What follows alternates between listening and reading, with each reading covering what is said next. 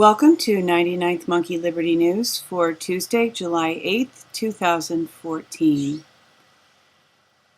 This article pertains to something that happened a while ago, but although recently the issue is somewhat resolved, but I heard it mentioned yesterday and just wanted to address it.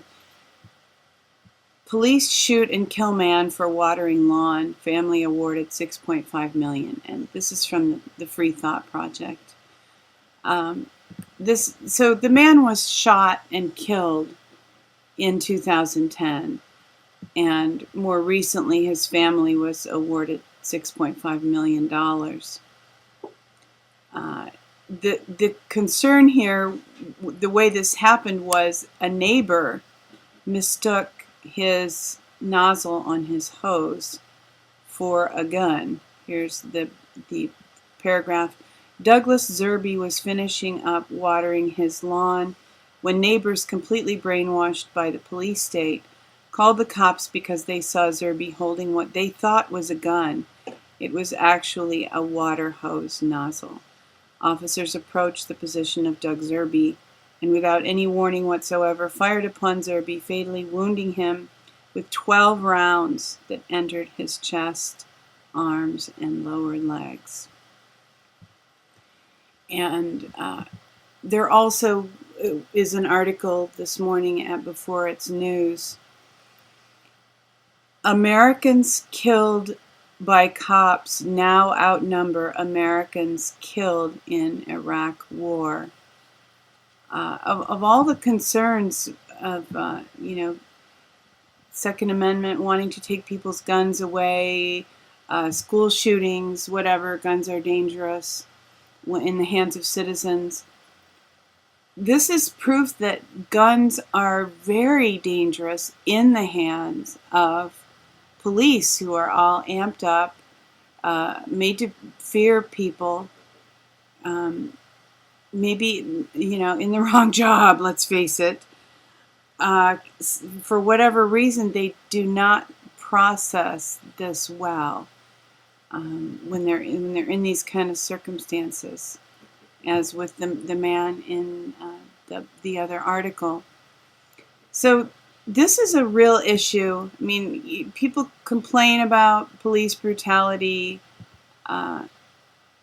People are unhappy about it, but when you see this kind of a statistic that there have been more Americans killed by police than Americans killed in the Iraq War, this is at a very serious level. This is at a level where people need to become aware of this problem on a broad scale, and police departments need to change. Whatever they're doing to encourage these guys and ladies to be trigger happy, they need to change their approach. Yesterday I mentioned Dinesh D'Souza's film America, and yesterday afternoon there were articles around stating that Costco is removing Dinesh D'Souza's book America from the shelves. And indeed they are.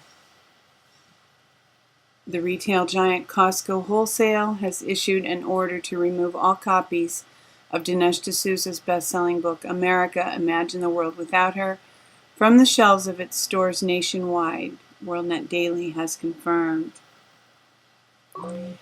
And evidently there is a friendship between Obama and Costco. And I kind of intended to mention this when this came out, and I think it was May, and I didn't want to make too much of it, but there's a claim here on the cover of the Costco Connection, Costco's monthly magazine that they send out to keep in touch with their patrons. And I will note this, we shop at Costco. It's just a very high quality store in many respects. Yes, it's a big box. No, you're not, for the most part, buying local. although they do have some locally made food products. But there is this issue, and I really wondered about this when this cover came out in May, and I've seen some other covers that are really favorable to causes that you might relate with Obama.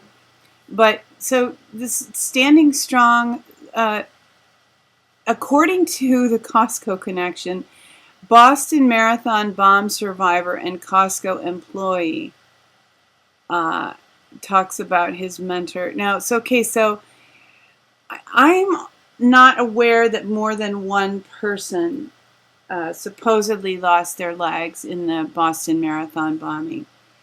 We all saw the guy being wheeled around, and it was later claimed that that whole thing was a fake, that was a man who had already previously lost his legs, and that entire episode, that entire on-camera drama that played out was contrived. So did more than one person lose their legs at the Boston Marathon bomb, or are we meant to believe that that guy that was being wheeled around in the wheelchair was in fact, by some broad coincidence, a Costco employee? I just found this interesting. I don't have the research to prove that he's not a Costco employee, that his legs didn't get blown off in the Boston Marathon. But I have a lot of questions about it, and I just broached the subject because of the other issue with Costco this morning, that they've pulled the book America. And I think it's, when we shop in a place, at a retail outlet or a wholesale outlet, it's important to know who we're dealing with, who we're doing business with. And certainly, with absolute certainty, we can know that the top of the pyramid at Costco is opposed to Dinesh D'Souza's book, America, and does not like the ideas that are expressed there. And of course, those ideas are some of the fundamental ideas that promote freedom. I mentioned Benjamin Fulford's blog from yesterday, and David Wilcock has written some really interesting comments. He actually posted 3 separate comments on Benjamin Fulford's blog, and I have each one of them here, and I have the links, but I want to focus on the first one. And Wilcock is stating that, okay, I'll just read a couple of blurbs here. The white hats in our military who are doing this are, at least to a large degree, right-wing Republicans who embrace the Constitution, the Second Amendment, and Christianity, seeing that they are literally battling the devil in its form as the cabal. It is important to remember here that nothing is perfect, and even if you disagree with this political view, this is the group that has been willing to step up and take decisive action to save the planet from people who quite literally will kill us and kill everyone and everything and migrate somewhere else if they have the chance. Bearing that in mind, what I heard from very credible news sources was quite interesting. Do you remember the very strange Supreme Court decisions this past week? There was much more to it than most people realized. According to this source, each Supreme Court justice was individually approached and clued in on what is about to be happening. Apparently, it is a very big change involving mass arrests. It will probably lead to a huge house cleaning of all 3 branches of government, and particularly Congress and perhaps the high levels of the executive branch. They, meaning the Supreme Court, were told that if they sided with the group that is soon going to be arrested and agreed with this group politically, they themselves would be arrested along with them. The change will be big enough that being a Supreme Court justice won't mean anything. apparently. This was wild, wild information. Who knows if it's true? It is very interesting that there was a unilateral 9-0 vote on things this past week, and that 2 of the female justices discussed resigning. Whatever they were shown must have been decisive and convincing enough that it left no doubt in their minds. I haven't even read what Ben wrote yet, not a bit, but there were only 11 comments when I hit this, so I figured I'd get it in early. Everybody wants to have an early comment on Fulford.